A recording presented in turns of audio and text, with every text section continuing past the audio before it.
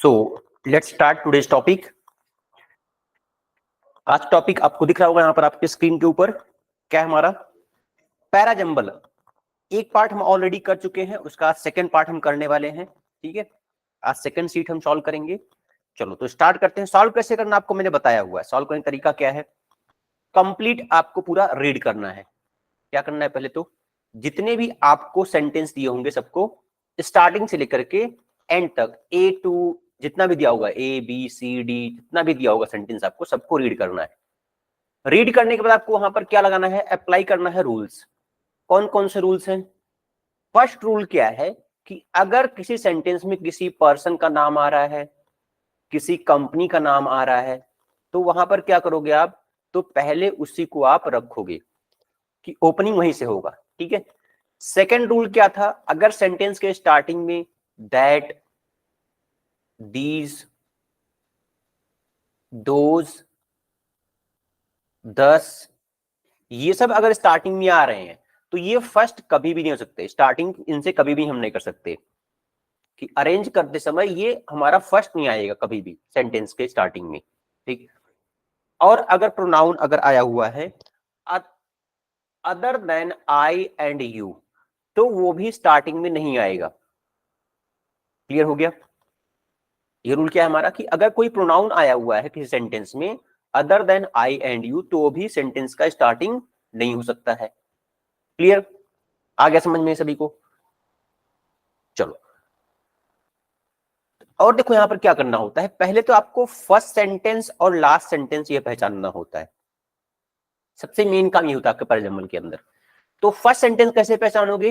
Read करके आपको क्या करना है, वहां पर एक मीनिंग समझना कि सेंटेंस के अंदर क्या बोल रहा है, कौन से टॉपिक पर बात हो रही है, स्टोरी क्या है, आर्टिकल क्या है, ये सब आप समझेंगे उसमें कि क्या बताया गया है। उसके अकॉर्डिंग उसमें कौन कौन से इवेंट हुए हैं, इवेंट क्रोनोलॉजी को आप ऐड करेंगे। फर्स्ट क्या आएगा, सेकंड क्या आएगा, इस तरह से आप उसको ऐड कर सकते हो। ठीक।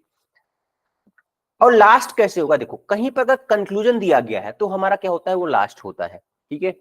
कुछ वर्ड ऐसे आते हैं जैसे लिखा है लास्ट, हाउएवर, ये सब वर्ड क्या आते हैं? मोस्टली ये लास्ट में ही आते हैं। ठीक। तो चलो अभी हम स्टार्ट करते हैं आज के पहले क्वेश्चन से। पहला क्वेश्चन आज का क्या है आपके सामने दिया गया, देखो ये। चलो मैं आपको टाइम देता हूं, 1 मिनट का पूरा रीड करना है आपको। और रीड करने के बाद समझना कि इसमें टॉपिक क्या है। आप रीड कर लो, उसके बाद मैं आपको रीड करके बताता हूं इसमें क्या बताया गया है। ठीक है, चलो स्टार्ट करो रीड करना।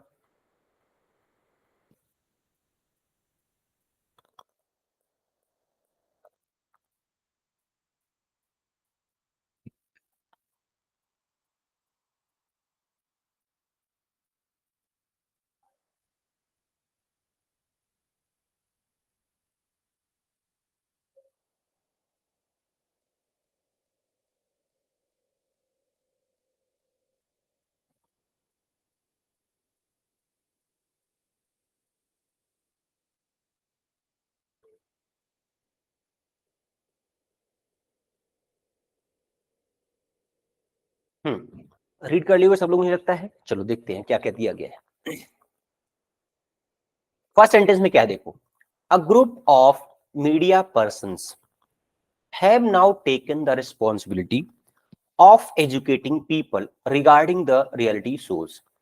कि क्या बात हो रही है इसमें? कुछ मीडिया पर्संस के लोगों ने क्या किया है, रेस्पॉन्सिबिलिटी ले ली है। किस चीज की रिस्पॉन्सिबिलिटी ली है? कि वो लोगों को बताएंगे, अवेयर करेंगे किस चीज के बारे में, रियलिटी शोज के बारे में। ठीक है। अब ऐसा क्यों किया इन्होंने? इसके पहले तो कुछ इवेंट हुआ होगा, कुछ गड़बड़ी हुई होगी रियलिटी शोज में, तभी ऐसा किया इन्होंने। अब आगे किया जाए, this is because these shows are set to be staged, fabricated and directed to improve TRP. ये ऐसा क्यों होता है?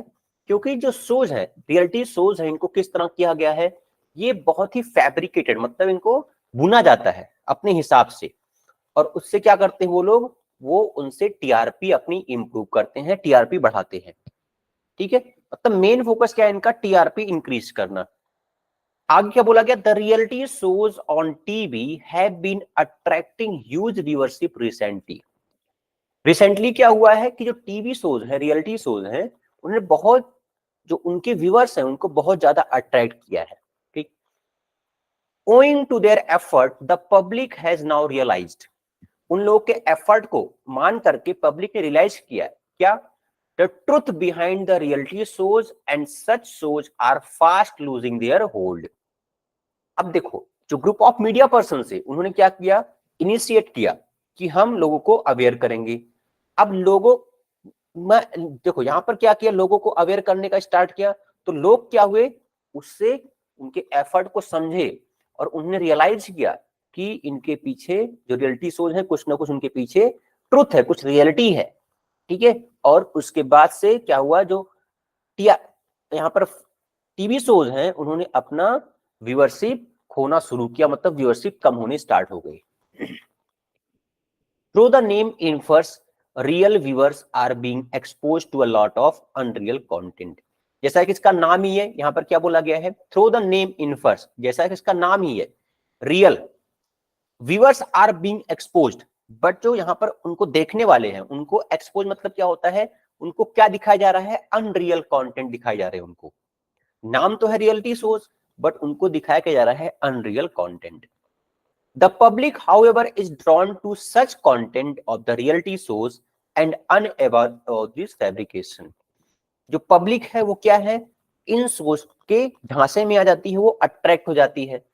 और क्या होता है यहाँ पर, जो पब्लिक है वो अनअवेयर है कि जो फैब्रिकेट करते हैं, जो उनको बुनते हैं लोग शोज को, उनसे वो अनअवेयर है पब्लिक। ठीक, तो ये था हमारा A to F तक पूरा सेंटेंस। तो स्टार्ट कहां से करेंगे हम, देखो अब एक चीज आपको पता चली होगी कि ये जो A है हमारा और D है, ठीक है, तो A के बाद ही D आएगा। क्लियर, कि ग्रुप ऑफ मीडिया पर्सन ने इनिशिएट किया, उसका प्रभाव क्या पड़ा कि जो लोग हैं, देखने वाले लोग हैं, उनको रियलाइज हुआ।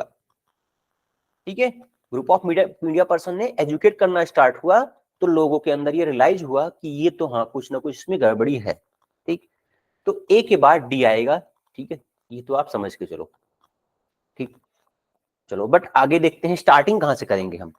अगर स्टार्ट करने की बात करते हैं तो स्टार्ट होता है आपका सी से। सी में ही पूरा इवेंट दिया गया है कि अभी रिसेंटली में क्या हुआ कि जो टीवी शोज हैं उनके व्यूअरशिप बहुत ज्यादा बढ़ गए। ठीक है, अब जब टीवी शोज के व्यूअरशिप बढ़ गए तो वहां पर रिसर्च करना लोगों ने स्टार्ट किया। ठीक है, अब रिसर्च करने के बाद क्या हुआ कि जो टीवी शोज हैं इनके व्यूअरशिप बढ़े, तो क्या बताया गया कि ये जो इनके नाम में ही दिक्कत है। नाम में क्या बताया गया कि तो रियल है, बट लोगों का क्या दिखाया जा रहा है, अनरियल कंटेंट दिखाया जा रहा है। ठीक है, तो जो अनरियल है, फिक्शनल है, उससे लोग अट्रैक्ट हो गए हैं। ठीक, तो यहां पर आएगा एक सी के बाद आएगा ई, तो स्टार्टिंग में सी के बाद हो जाएगा ई। ई के बाद क्या होगा, दिस इज बिकॉज, ऐसा क्यों हो रहा है, क्योंकि ये जो शोज हैं ये स्टेज्ड है, फैब्रिकेटेड है, और टीआरपी को इंप्रूव करने के लिए ऐसा किया जा रहा है। अनरियल, फेक चीजें, ठीक है, ऑथेंटिक नहीं आ रही है सबके सामने। क्यों, क्योंकि उनको टीआरपी इंप्रूव करना है। ठीक, तो सीई के बाद क्या आएगा, बी आएगा। बी के बाद क्या होगा, अब बी के बाद हो जाएगा इसमें F. The public however is drawn to such contents. ठीक है, जो फैब्रिकेटेड कंटेंट है उनकी तरफ ये अट्रैक्ट होगी public of the reality source, क्योंकि वो अनअवेयर थे इस फैब्रिकेशन से। ठीक है, क्लियर। अब यहां पर देखो ये जो वर्ड है फैब्रिकेटेड, यहां पर क्या है, ये है वर्ब, बट यहां पर फैब्रिकेशन क्या है, ये है नाउन। ठीक, एक चीज ध्यान रखो कि अगर किसी वर्ड के लास्ट में आई ओ एन आ रहा है, वो क्या होता है, हमारा नाउन होता है। वर्ड के लास्ट में क्या होगा, अगर आई ओ एन है तो होगा हमारा नाउन। ठीक, और ये है वर्ब। फैब्रिकेट ही हमारा क्या है, वर्ब है, वर्ब की first form, fabricated second form, and fabricated ही क्या होगा, इसका थर्ड फॉर्म होगा। ठीक, तो सी ई बी, बी के बाद क्या आ गया, एफ आ गया। और मैंने क्या बताया था, ए और डी साथ में रहेंगे, एफ के बाद ए के बाद डी।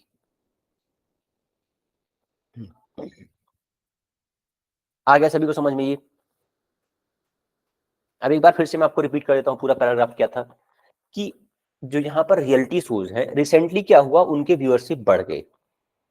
व्यूअरशिप बढ़ने के पीछे रीजन क्या था कि लोगों को अनरियल कंटेंट दिखाए जा रहे हैं, उसके कारण वो पब्लिक उनसे अट्रैक्ट हो गई।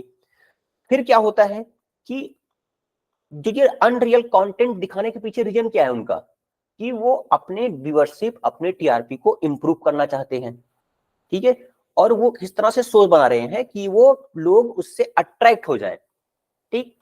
फिर आगे क्या बोला गया कि ये जो फैब्रिकेटेड है, तो उन फैब्रिकेशन से वो अवेयर है पब्लिक, इसलिए वो अट्रैक्ट हो गए। लेकिन जब मीडिया पर्सन ने इनिशिएशन लिया, मतलब रिस्पॉन्सिबिलिटी ली कि हम लोगों को एजुकेट करेंगे इस चीज के बारे में कि ये चीजें सही नहीं है, ये बहुत ही फेक चीजें आपको दिखाई जा रही हैं, तो उसके बाद से क्या हुआ कि लोग उन चीजों को देखना बंद किए और उनके व्यूअरशिप कम होने लगी, ठीक। तो CEBFAD ये पूरा इसका सीक्वेंस है। अब चलो देखते हैं आंसर क्या होगा। क्वेश्चन क्या पूछा गया आपसे, which are the following sentence should be the fourth after the rearrangement. Fourth कौन सा होगा, देखो जो सेंटेंस था हमारा CEBFAD,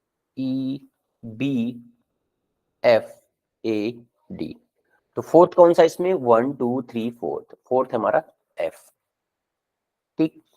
नेक्स्ट क्वेश्चन में क्या पूछा गया आपसे, सिक्स और लास्ट, लास्ट में क्या था हमारा, D था, या तो आपको पता होगा, लास्ट में D था। थर्ड, फर्स्ट पूछा गया, फर्स्ट में क्या था हमारा, C से हमने ओपनिंग किया था सेंटेंस को, पैराग्राफ का, ठीक। तो आगे बढ़ते हैं, फोर्थ क्वेश्चन, फोर्थ में सेकंड पूछा, सेकंड में क्या था, CE, ई था हमारा second, clear. And fifth question में क्या है, फिफ्थ में पूछा है थर्ड, थर्ड में क्या था, CEB, बी था थर्ड, ठीक। यहां पर आपको 5 क्वेश्चंस मिले, ठीक है, एक पैराग्राफ के ऊपर, मतलब 5 मार्क्स, ठीक। तो ये बहुत ही अच्छा, मतलब एक बड़ा पार्ट है आपके एग्जाम का, पैराजंबल्स, रीडिंग कॉम्प्रिहेंशन एंड पैराजंबल, ये दो बहुत ही एक, मतलब समझो अगर इनको आप 100% एक्यूरेसी के साथ कर लिए, तो ये समझो कि आपके 15 मार्क तक फिक्स हो गए, ठीक है, 12 to 15 मार्क फिक्स हो जाते हैं। बाकी जो आप करोगे वो तो आपका प्लस होते जाएगा उसमें, ठीक है, और 20 से 25 मार्क मिल गए, मतलब आप उसमें इंग्लिश में बहुत ही अच्छा स्कोर कर ले जाएंगे, ठीक है। चलो आगे बढ़ते हैं नेक्स्ट पर, क्वेश्चन नंबर 6 to 10। यहां भी मैं आपको टाइम दूंगा 1 मिनट का पूरा रीड करने के लिए, फिर हम स्टार्ट करेंगे इसको सीक्वेंस में लाने के लिए, ठीक। चलो देखो,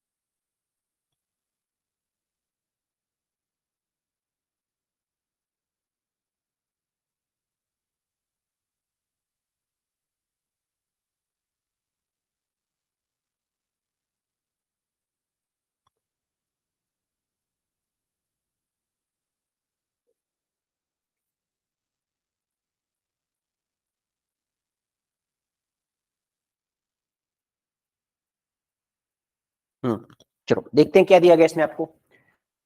6 sentences are given below, 5 of which are jumbled in any random order. This statement will form a coherent and meaningful paragraph when arranged in correct sequence. Sentence 1 is first sentence of the rearranged paragraph. Arrange the sentences in the right order and answer the question that the following. अब इसमें देखो क्या बोला गया है, जो sentence 1 है वो फिक्स है, इसके बाद के पार्ट को आपको ऐड करना है, ठीक है। चलो आगे देखते हैं इसमें। तो फर्स्ट क्या दिया गया, लेट मी टेल यू, इसका मीनिंग क्या है, let me tell you something, right from the start and right from the heart. इसका मीनिंग क्या होगा कि मैं आपको कुछ बता देता हूं, वो जो कि बहुत ही स्ट्रेट फॉरवर्ड है और बहुत ही दिल से बता रहा हूं मैं आपको, ठीक है, ये इसका मीनिंग है। अब आगे क्या होगा इसमें, क्या क्या बोला गया है, I know something else too, this may be so far long, these cannot be gimmicks, gimmicks का मतलब होता है मजाक करना, ठीक है, मजाक बनाना या फिर किसी भी चीज को सीरियसली ना लेना, उसको बोलते हैं gimmicks. For the shareholders are not impressed by the gimmicks any longer, क्या बोला गया कि ये कोई मजाक नहीं है और जो शेयर होल्डर्स हैं वो इम्प्रेस नहीं होंगे इस आपके मजाक से, ठीक, ये पूरे सेंटेंस का मतलब है। आगे क्या है, I know we are in far hard time, मुझे ये भी पता है कि हम लोग बहुत ही हार्ड टाइम मतलब क्या है, बहुत ही डिफिकल्ट सिचुएशंस में अभी हम लोग हैं, ठीक। आगे क्या बोला गया, we have to take some harsh decision and effect some harsh changes, ठीक है, हमें कुछ बहुत ही डिफिकल्ट डिसीजन लेने पड़ेंगे, बहुत ही, ये समझ के चलो कि ये बहुत ही मतलब क्या बोल सकते हैं इसको, कि लोगों के लिए वो हो सकता है वो बहुत ही डिफिकल्ट डिसीजन हो, बहुत ही डिफिकल्ट निर्णय हो सकता है, ऐसे डिसीजन हमें लेने पड़ सकते हैं, ठीक। The only test is will they work, अब यहां पर एक टेस्ट है कि क्या वो हमारे साथ वर्क करेंगे, फ्यूचर की बात हो रही है। तो अब बताओ इसमें अरेंजमेंट क्या होगा, पहला क्या रहेगा, क्या बोला गया इसमें, let me tell you something right from the start and right from the heart, ठीक। तो जो स्टार्ट करेंगे हम, इसके बाद आएगा C, I know we are in far hard times, बोला गया ना कि उसको कुछ तो पता है, वो कुछ तो बताना चाहता है। अब वो क्या बता रहा है पर्सन, कि उसको पता है कि वो बहुत ही हार्ड टाइम में, बहुत ही डिफिकल्ट टाइम है उसके लिए, ठीक है, सभी लोगों के लिए। अब सी के बाद क्या होगा देखो,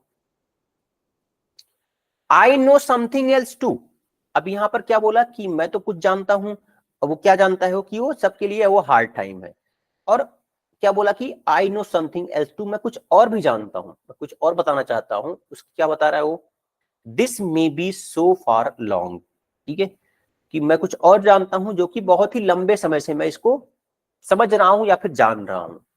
तो सी के बाद एक की बात क्या जाएगा, कि हमें क्या करना पड़ेगा, we have to take some harsh decision, और क्या करना पड़ेगा, सम हार्श चेंजेस भी करने पड़ेंगे। तो ए की बात क्या जाएगा, डी आएगा, क्लियर। डी के बाद क्या होगा फिर, जो हम डिसीजंस लेंगे, जो हम चेंजेस करेंगे, these can not be gimmicks, वो मजाक की बातें नहीं है, फॉर द शेयर होल्डर्स, जो शेयर होल्डर्स है वो इन मजाक से इंप्रेस नहीं होंगे। तो क्या आएगा, सी ए डी बी, बी के बाद लास्ट में क्या आएगा, द ओनली टेस्ट, अब टेस्ट ये है कि क्या वो हमारे साथ वर्क करेंगे क्या, तो लास्ट में जाएगा E, clear. C A D B E, ये पूरा इसमें अरेंजमेंट है, ठीक। अब यहां पर मैंने कैसे अरेंज किया, सी कैसे लगाया, फर्स्ट में देखो, यहां पर क्या बोला कि let me tell you something, वो पर्सन कुछ बताना चाह रहा है, right from the start and right from the heart.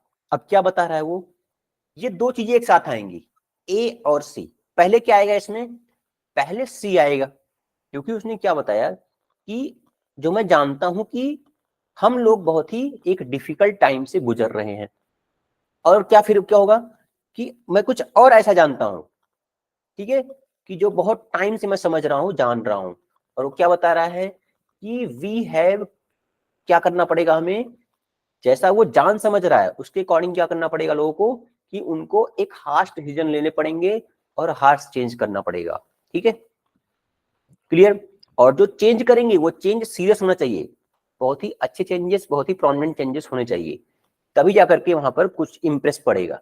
Otherwise अगर वो मजाक के तौर पर लिया गया तो वहां पर शेयर होल्डर उससे वो इंप्रेस नहीं होने वाले, ठीक है। अब बात ये आती है, यहां पर किसी कंपनी की बात हो रही है, अगर आप पैराग्राफ देखो किसी कंपनी की बात हो रही है, तो अब क्या बोला कि अगर हम जो डिसीजन ले रहे हैं, जो ये चेंजेस कर रहे हैं, क्या हम लोग के साथ लोग वर्क करेंगे क्या, विल दे वर्क, ठीक है। तो पूरा अरेंजमेंट क्या हो गया, सी ए डी बी ई, ये इसका पूरा अरेंजमेंट है,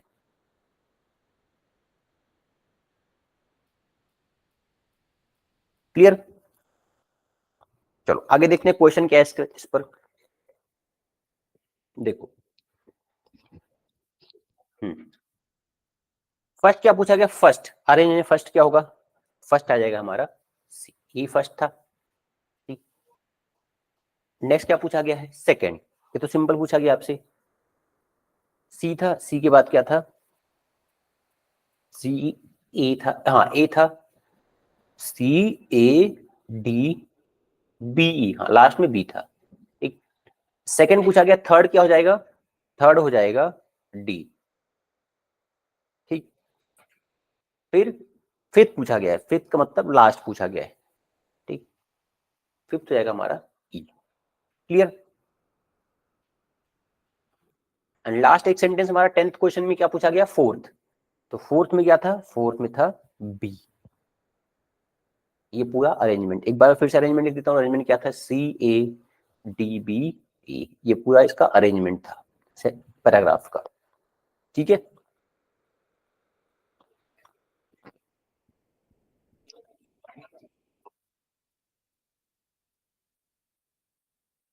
क्लियर हो गया सबको ये। देखो अरेंजमेंट मैं आपको फिर से बता रहा हूँ, अरेंजमेंट डिपेंड करता है किस चीज के ऊपर, आपके आपके रीडिंग स्किल के ऊपर डिपेंड करता है, रीडिंग स्किल। दूसरा क्या इंपॉर्टेंट इसमें, दूसरा इंपॉर्टेंट है आपके ग्रामर के ऊपर भी डिपेंड करता है। ठीक है, ग्रामर भी आपका थोड़ा यहाँ पर अच्छा होना चाहिए, कि यहाँ पर समझना चाहिए आपको कि यहाँ पर कौन से टेंस की बात हो रही है, जहां पर सेंटेंस एंड हुआ है और फिर उसके बाद का सेंटेंस स्टार्ट कैसे होगा। ठीक है, अगर आर्टिकल आ गया स्टार्टिंग में, कौन से आर्टिकल से हम स्टार्ट कर सकते हैं, कौन से आर्टिकल से स्टार्ट नहीं कर सकते, कौन से प्रोनाउन से हम स्टार्ट कर सकते हैं ओपनिंग सेंटेंस, कौन से प्रोनाउन से स्टार्ट नहीं कर सकते। ठीक है, तो ये पूरा यहाँ पर आपको समझ में आना चाहिए, रीडिंग स्किल भी आनी चाहिए आपको, ग्रामर भी। रीडिंग स्किल कैसे आएगी आपको, जब आप रीड करेंगे न्यूज़पेपर वगैरह तभी आप उसको डेवलप कर सकते हैं। ठीक है, और ग्रामर तो आपको बेसिक पढ़ना ही पड़ता है। ग्रामर में क्या क्या चीजें आपको यूजफुल है, देखो मेन यहाँ पर आपको पता होना चाहिए कंजंक्शन के बारे में, कंजंक्शन कौन कौन से हैं। ठीक है, प्रोनाउन के बारे में, प्रोनाउन, प्रेपोजिशन के बारे में, ये अगर आपको पता है तो काफी आपको हेल्प मिलेगा इन चीजों का, कंजंक्शन, प्रोनाउन, प्रेपोजिशन। ठीक है, नाउन, एडजेक्टिव, अगर आप पहचान भी रहे सेंटेंस के स्ट्रक्चर को कि हाँ ये इसमें नाउन है, ये इसमें प्रोनाउन है, तो भी आप उसको आसानी से ऐड कर सकते हैं। ठीक, चलो आगे बढ़ते हैं नेक्स्ट क्वेश्चन पर।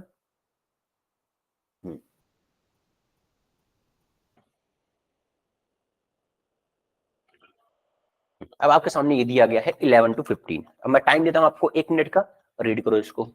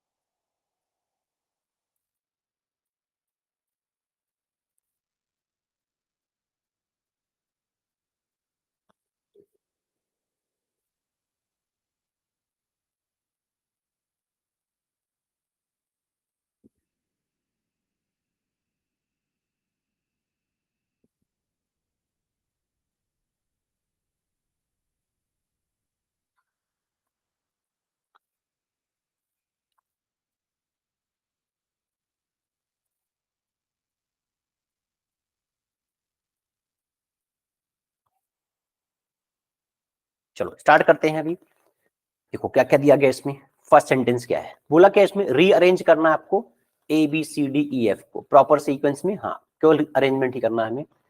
तो फर्स्ट क्या है, the second brought it to ordinary people through desktop, PC, laptop and most recently smartphone. अब यहां पर ये पढ़ के आपको समझ में आया कि किसकी बात हो रही है, बट यहां पर एक वर्ड यूज किया गया द सेकेंड। ठीक है, अब एक चीज आप ध्यान रखो, मैंने आपको पहले ही बताया हुआ एडजेक्टिव के बारे में, एक होता है एडजेक्टिव हमारा ऑर्डिनल एडजेक्टिव, एक होता है कार्डिनल। ठीक है, ऑर्डिनल का मतलब क्या है, जैसे ऑर्डर बताता है ये। ठीक है, फर्स्ट, सेकेंड, थर्ड। ये कार्डिनल क्या है? ये नंबर के बारे में बताएगा। 1 2 3 4, ये सब क्या है? इसमें नंबर्स हैं। जो आर्टिकल का यूज करते हैं, केवल हम ऑर्डिनल नंबर के पहले आर्टिकल यूज करते हैं, the first, the second, the third. लेकिन इनके पहले आर्टिकल का यूज नहीं होता है। द फोर नहीं होगा, द फोर्थ करेक्ट है बट द फोर नहीं होता है। ठीक, तो ये आपको ध्यान रखना है। फर्स्ट में क्या दिया गया है? The second brought to it ordinary people. जो दूसरी बार क्या हुआ, वो आम लोगों में आ चुका था। कैसे आया वो? Through desktop, PC, laptop and most recently smartphone. तो कहीं ना कहीं यहाँ पर टेक्नोलॉजी की बात हो रही है। ठीक, चलो आगे देखते हैं। It holds that despite all the changes the computer revolution has already wrought, it is only just getting started. wrought का मतलब है, देखो इस wrought का मतलब क्या होता है? ऑलरेडी वो चीजें बन चुकी थी। ठीक है, मीनिंग क्या हुआ wrought का? कि ऑलरेडी वो चीजें बन चुकी थी, बस उनको स्टार्ट करना बाकी था। ठीक, the third will bring the benefits and drawbacks of computerization to everything else. ठीक, as it becomes embedded in all sorts of items that are not themselves computers. The first act in the aftermath of the Second World War brought computing to government and big corporations. तो क्या होगा इसमें? मैंने आपको एक चीज बताई अभी कि जब भी आप अगर सेंटेंस का यूज कर रहे हो, देखो अगर आपको कहीं पर फुल फॉर्म दिया गया है, बताया था मैं, कहीं पर अगर फुल फॉर्म दिया है और कहीं पर दिया गया है एब्रीविएशन, एब्रीविएशन। ठीक है, एब्रीविएशन का मतलब क्या होता है? मतलब कहीं पर अगर शॉर्ट फॉर्म दिया गया आपको, ठीक है, शॉर्ट फॉर्म दिया गया है, तो वो स्टार्टिंग में नहीं आ सकता। लाइक अगर कहीं पर लिया गया है यूएसए और कहीं सेंटेंस में लिखा गया है यूनाइटेड स्टेट्स ऑफ अमेरिका, तो पहले कौन सा आएगा? पहले कौन सा हम यूज करेंगे? पहले हम यूज करेंगे जो फुल फॉर्म है।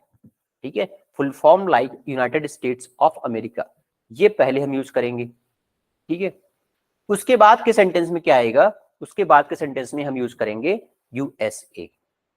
क्लियर हुआ क्या? तो यहां पर आपको एक चीज दिख रही होगी कि एक वर्ड यहां पर यूज किया गया है इंटरनेट ऑफ थिंग्स, और उसका फुल फॉर्म भी लिखा गया है। ठीक, हाँ, तो अब देखो इसमें क्या होगा। क्या यूज करेंगे इसमें हम? The third will bring the benefit and drawback of computerization to everything else.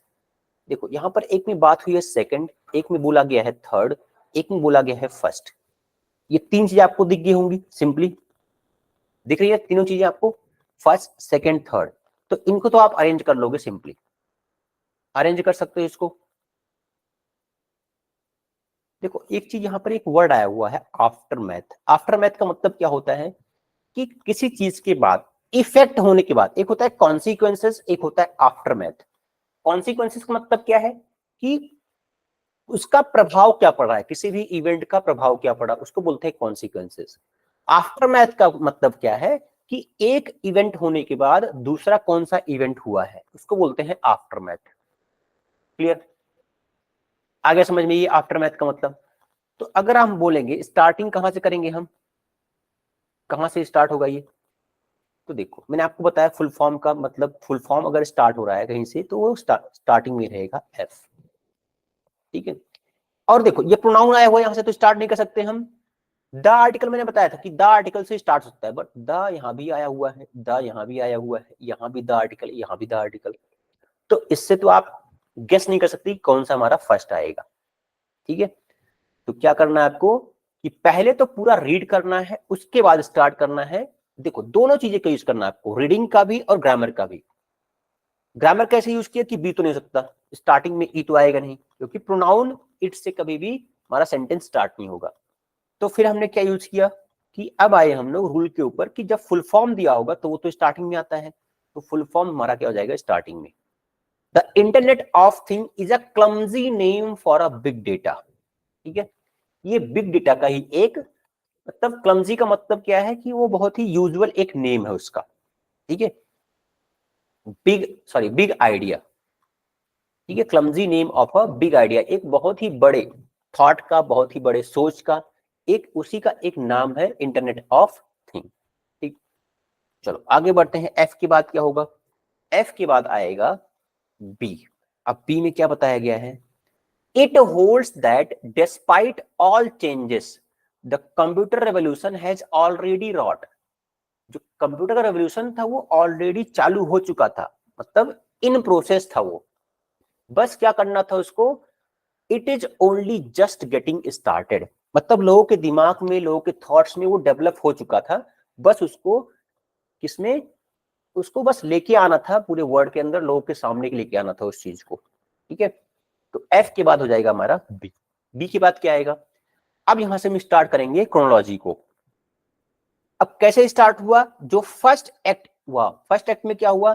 In the aftermath of second world war. Second world war के बाद brought computing to government and big corporations. जो second world के बाद का effect क्या हुआ कि लोगों ने क्या किया कि जो कंप्यूटिंग है वो कहां पर स्टार्ट किया? गवर्नमेंट और कॉर्पोरेशंस के अंदर स्टार्ट कर दिया। ये कंप्यूटिंग मतलब होता है काउंट करना। ठीक, कंप्यूटर का भी मतलब क्या होता है? काउंटिंग करने की मशीन। ठीक, तो ये स्टार्ट हो गए यहां पर। तो एफ बी ई, ई के बाद क्या होगा? ए हो जाएगा। सेकंड कहां पर आया? Second brought it to ordinary people. जो दूसरी चीज आती है वो लोगों के पास पहुंचती है, जिसको किस मीडियम में आती है? वो डेस्कटॉप मीडियम में, लैपटॉप मीडियम में, और रिसेंटली स्मार्टफोन की मीडियम में आ चुका है वो। ठीक है, and third, the third will bring the benefit and drawback of computerization to everything else. जो तीसरी चीज आई वो क्या है? बेनिफिट भी है और ड्रॉबैक भी है। कि तीन चीजें आपको बताया गया यहाँ पर। जो फर्स्ट जो कंप्यूटिंग स्टार्ट हुआ वो सेकंड वर्ल्ड वॉर के बाद स्टार्ट हुआ। कहां पर? गवर्नमेंट ने यूज करना स्टार्ट किया और कॉर्पोरेशन ने यूज करना स्टार्ट किया। उसके बाद क्या हुआ? दूसरा जो आया वो लोगों ने यूज करना स्टार्ट किया। लोग कैसे यूज करने लगे? डेस्कटॉप मीडियम यूज करने लगे, लैपटॉप यूज करने लगे, और रिसेंटली अभी स्मार्टफोन।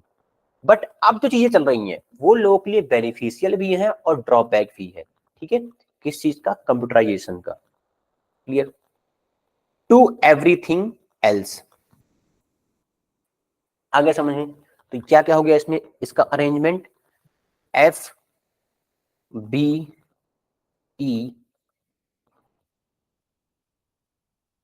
हाँ ए, फिर क्या आएगा? सी, एंड लास्ट में क्या आएगा? डी हो जाएगा। As it becomes embedded in all sort of items that are not themselves computer.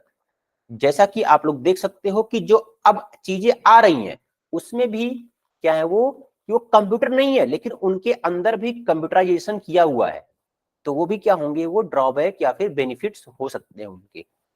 ठीक, तो ये जाएगा लास्ट में डी।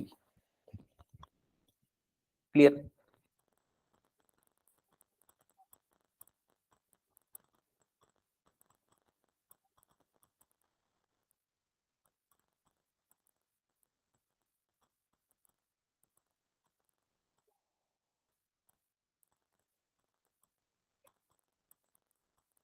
चलो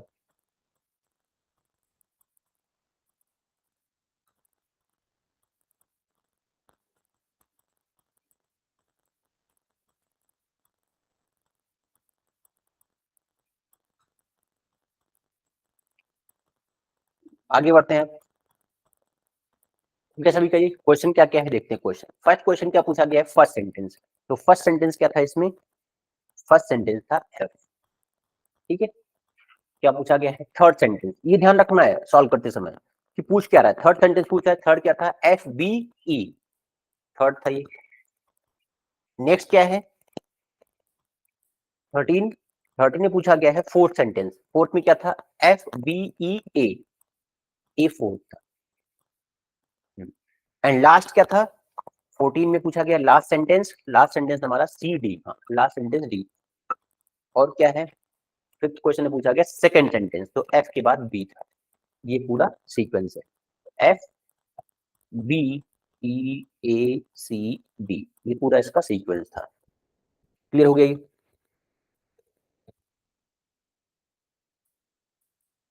चलो अब आगे हम चलते हैं नेक्स्ट क्वेश्चन पर।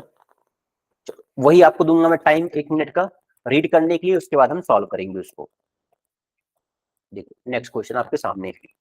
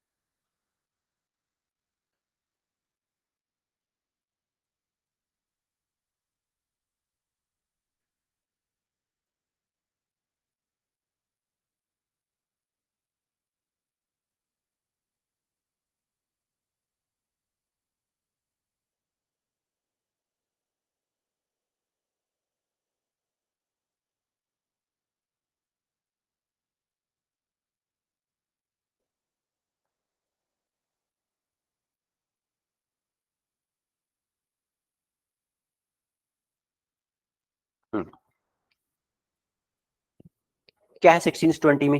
देखो क्या दिया गया इसमें, फर्स्ट सेंटेंस देखो, ऑल्सो, ये ऑल्सो क्या है, प्रीपोजिशन है। Also the risk of further escalation of the US and China trade war are weighing on demand and business confidence in India। अब इस वर्ड का मतलब क्या है, एस्केलेशन मतलब क्या होता है, इंक्रीज होना, बढ़ना, ठीक है। और ये वर्ड क्या हमारा, ये नाउन है, देखो लास्ट में क्या आया हुआ है, आई ओ एन आया हुआ है, क्या हो जाएगा, ये नाउन हो जाएगा, ठीक। Also the further escalation of the US, तो यहां से तो स्टार्ट नहीं होगा, ये आपको समझ में आ गया होगा कि क्या बोला जा रहा है इसमें।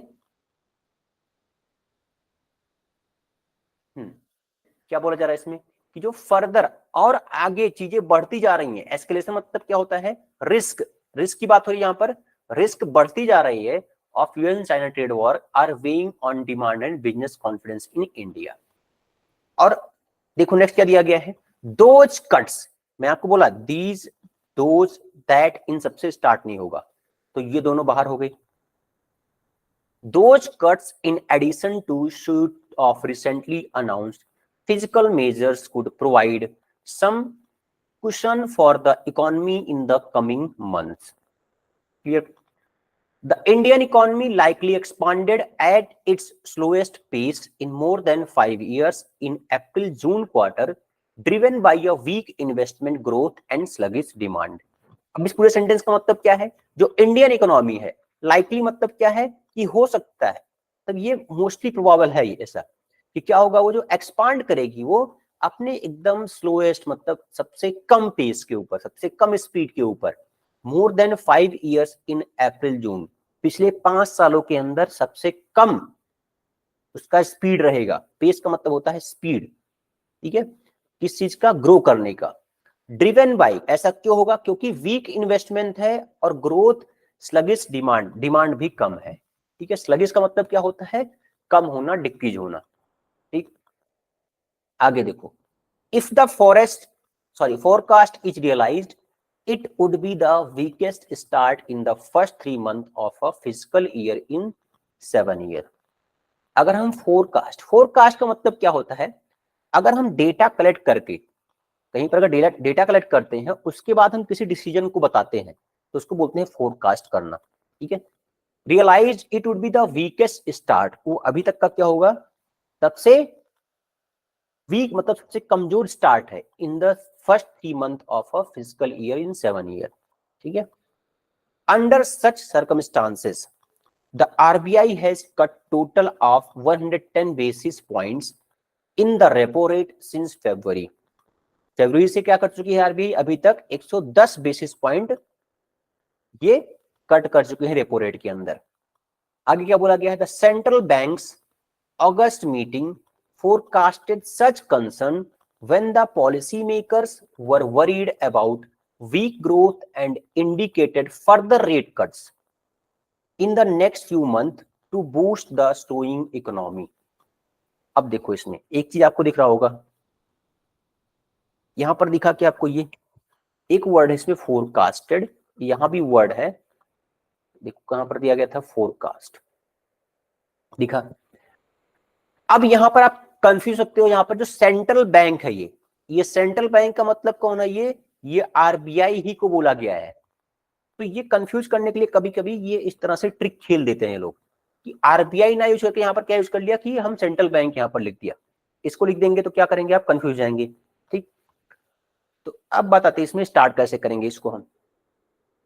देखो अगर स्टार्ट करने की बात होगी तो मैंने आपको बताया था कि जो आर्टिकल होते हैं वहां से हम मोस्टली स्टार्ट करते हैं। तो आर्टिकल यहां पर द आ गया है, आर्टिकल यहां भी द आ गया है, ठीक है। बट ये जो एफ वाला सेंटेंस है, एफ में थोड़ा सा क्या बोला गया है कि सेंट्रल बैंक है, अगस्त मीटिंग हुई है, फोरकास्टेड सच कंसर्न। जो वर्ड है सच, सच कंसर्न, कौन से कंसर्न है इसका कोई पता नहीं है अभी तक, ठीक है। कौन से कंसर्न है, कौन से प्रॉब्लम है, तो ये तो स्टार्टिंग में नहीं आ सकता। मैंने आपको बोला था ऑल्सो भी नहीं आएगा, दोज भी नहीं आ सकता, इफ, अंडर, ये सब वर्ड नहीं आएंगे। तो क्या आ गया हमारे स्टार्टिंग में, सी आ चुका है। क्लियर, स्टार्टिंग में आ गया सी। अब सी में क्या देखो, जो इंडियन इकोनॉमी है, ये पूरा बताया गया इंडियन इकोनॉमी के बारे में। जो इंडियन इकोनॉमी है वो एक्सपांड करने वाली है, बढ़ने वाली है एट इज स्लोएस्ट पेस, अपने सबसे कम, बहुत धीरे गति से बढ़ने वाली है, जो कि पिछले 5 साल में ऐसा होगा, जो कि अप्रैल जून क्वार्टर की बात हो रही है। Driven by weak investment growth and sluggish demand, उसका रीजन ही बताया गया है कि इन्वेस्टमेंट भी वहां पर कम है और डिमांड भी कम है, ठीक है। तो हमने सी से स्टार्ट कर दिया। अब सी के बाद क्या हुआ देखो,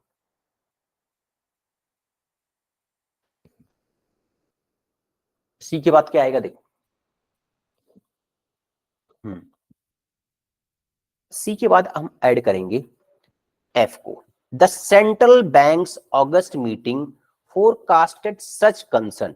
कंसर्न क्या है यहां पर कि ये जो इकोनॉमी है पिछले 5 साल में सबसे धीमे गति से बढ़ने वाली है, ये ही कंसर्न है।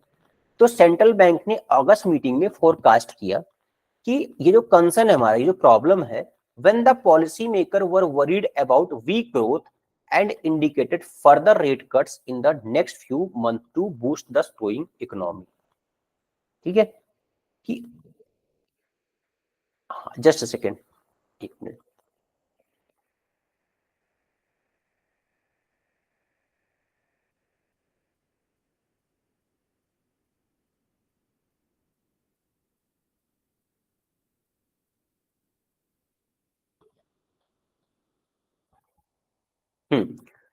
तो यहां पर क्या बताया गया कि इन्होंने फोरकास्ट किया है कि जो हमारा प्रॉब्लम है, ये कंसर्न है, इसके लिए क्या करना पड़ेगा, रेट कट करना पड़ेगा, रेपो रेट कट करना पड़ेगा next few month to boost the slowing economy.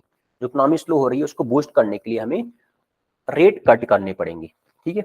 तो सी के बाद हो जाएगा हमारा एफ, ठीक।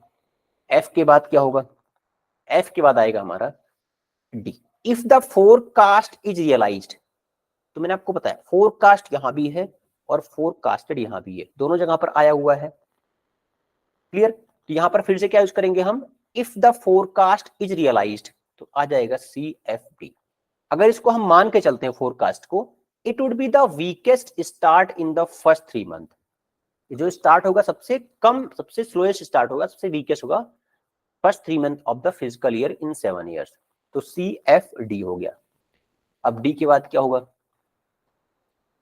आगे बोला गया है कि ऐसा नहीं है कि अभी हमारा वीकेस्ट स्टार्ट है, आगे आने वाली कुछ और प्रॉब्लम्स है। कौन सी प्रॉब्लम है, also the risk of further escalation, किस चीज का,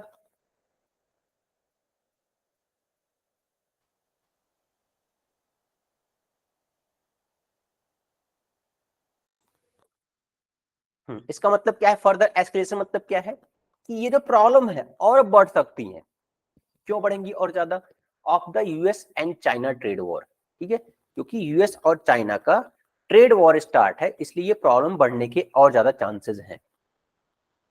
are weighing on demand and business confidence in India, ये इंडिया के ही बिजनेस को जो कॉन्फिडेंस है उसको भी लूज कर सकते हैं। ठीक है, कौन सी चीज है? जो यूएस और चाइना ट्रेड वॉर है। ठीक, तो CFDA आ गया। अब बचा हुआ है दो, बी और ई। ठीक, तो ए के बाद क्या होगा? ए के बाद आएगा अंडर सच सर्कमस्टांसेस, अगर ऐसा होता है और the RBI has cut a total of 110 basis point in the repo rate since February.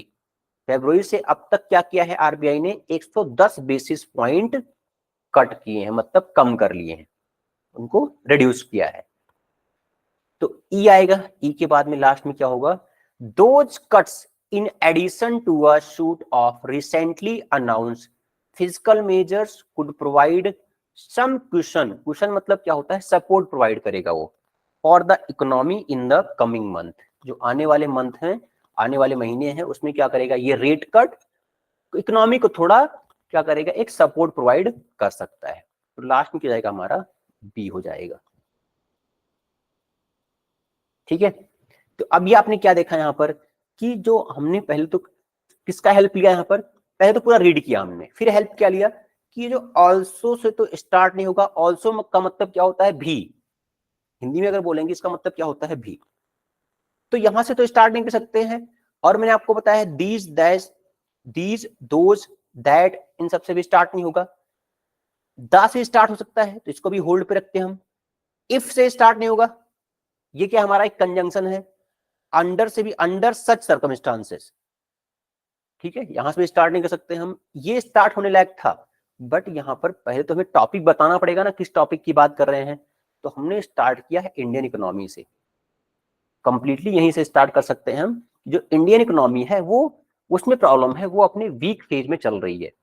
और वीक फेज में चल रही है तो क्या कर रहा है आरबीआई, क्या कर रहा है, और आगे आने वाले क्या प्रॉब्लम्स हैं, कैसे फेस करने वाले हैं, वो सब इसमें डिस्कस किया गया। तो CFDAEB ये इसका पूरा सीक्वेंस है। ठीक है, चलो।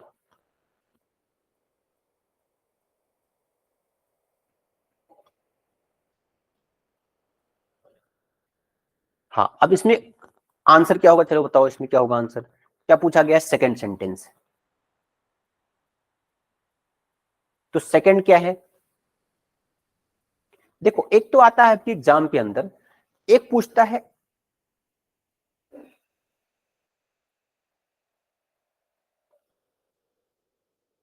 एक वर्ड पूछता है कभी कभी। तो एक है यहां पर पूछेगा आपको कौन सा sentence antepenultimate, antepenultimate, ये एक वर्ड कभी कभी पूछता है आपके एग्जाम में कि कौन सा सेंटेंस है जो एंटी पेनल्टी मेट है। इसका मतलब क्या होता है? इसका मतलब होता है थर्ड लास्ट। आपको ये नहीं पूछेगा थर्ड लास्ट बता दो मुझे, ये क्या हो जाएगा? इसका मतलब है थर्ड लास्ट। ठीक है, अगर पूछा आपसे पेनल्टीमेट, पेनल्टीमेट का मतलब क्या होता है देख लो।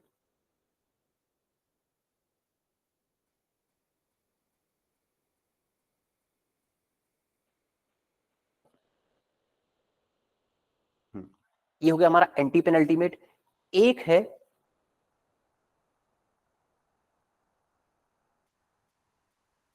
प्री एंटी पेनल्टीमेट, पेनल्टीमेट इसका मतलब क्या होता है? इसका मतलब है देखो, fourth from the last, fourth from last.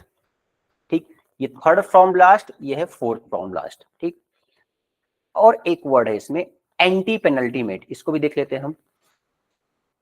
एक को हमारा anti penultimate, pre anti penultimate और पेनल्टीमेट होता है। पेनल्टीमेट इसका मीनिंग क्या होता है देख लो। पेनल्टीमेट इसका मतलब होता है कि जो सीरीज है हमारी फर्स्ट सेकंड थर्ड फोर्थ, ठीक है, one before last one, one before last one. तो इस तरह से भी आपसे एग्जाम में पूछ सकता है कि मतलब पैराग्राफ है उसमें एंटी पेनल्टीमेट क्या है प्री एंटी पेनल्टीमेट क्या है एंड पेनल्टीमेट क्या है। तो ये कभी भी आएगा तो अनफेमिलियर नहीं रहना इससे, इसको समझ लो। एंटी पेनल्टीमेट लास्ट से third, pre anti penultimate last से फोर्थ, पेनल्टीमेट लास्ट से, ठीक है, जस्ट उसके पहले वाला, लास्ट से पहले वाला, उसको बोलेंगे हम पेनल्टीमेट। ठीक, चलो अब आगे देखते हैं हम नेक्स्ट। क्या था हमारा इसमें सेकंड पूछा, सेकंड क्या था, सी, हमारा सीक्वेंस क्या था, C F D A E B, C F, तो सेकंड पूछा है तो एफ हो जाएगा इसमें आंसर। ठीक, नेक्स्ट क्या है, फर्स्ट पूछा है तो सी इसमें आंसर। नेक्स्ट फिफ्थ पूछा गया है सी एफ डी ए ई, तो ई हमारा क्या होगा, फिफ्थ होगा। लास्ट पूछा है 6 नंबर पर क्या था, लास्ट में तो हमारा बी था। एंड 20 नंबर क्वेश्चन क्या है, फोर्थ पूछा है, तो सी एफ डी ए था हमारा फोर्थ नंबर पर। क्लियर, तो ये समझ में आ गया आपको। ये अगर आपको नहीं पता होगा इस चीज के बारे में, इसको पढ़ लो, ठीक है। एक बार फिर से मैं इसको क्लियर राइटिंग में लिख देता हूं जिसको नहीं पता है। देखो, एंटी पेनल्टीमेट, ठीक है, एक होता है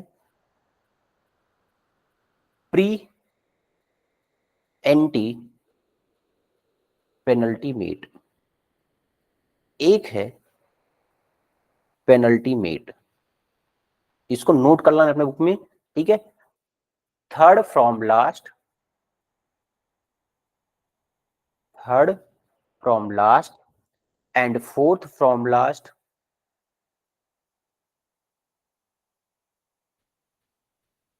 और ये क्या है कि लास्ट से जो लास्ट की उसके पहले, just before last, just before last one, just before last one. ठीक, तो ये है पूरा आपका जो कभी कभी आपके एग्जाम में आ सकता है। ठीक, ऐसा नहीं पूछेगा थर्ड बता दो मुझे, फोर्थ बता दो लास्ट से, जस्ट ये आपको वर्ड दे देगा। ठीक, चलो ठीक है, ये तो आपका था आज का क्वेश्चंस पैराजंबल का। ठीक है, चलो ठीक है, थैंक यू।